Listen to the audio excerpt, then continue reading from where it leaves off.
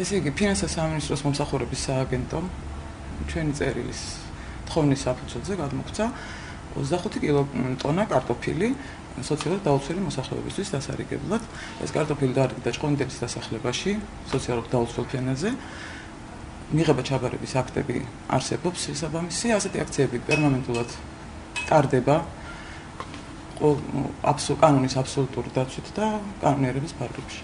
მე ვფიქრობ, რომ არ უნდა ჩაითვალოს ამორჩევლის მოსყიდვად, ეს აბსოლუტურად კანონიერად მოხდა აღნიშნული პროდუქტის დარიგება და თვითმმართველობის პირველი დანიშნულება სწორედ ის არის, რომ მოსახლეობას და მით უმეტეს სოციალურად დაუცველ მოსახლეობას გაუწიოს დახმარება. წინა საარჩევნოდ მარტო არ მომხდარეს რუსთავის თვითმმართველობა არჩევნების გარეშეც და აბსოლუტურად ყველა პერიოდში ცდილობს, რომ დაეხმაროს სოციალურ დაუცველს. აქამდე თუ მოუტანიათ რამე და რა ვიცი, დახმარებას ფულად დახმარებას ვთქვი. რაც გეკუთვნოდათ?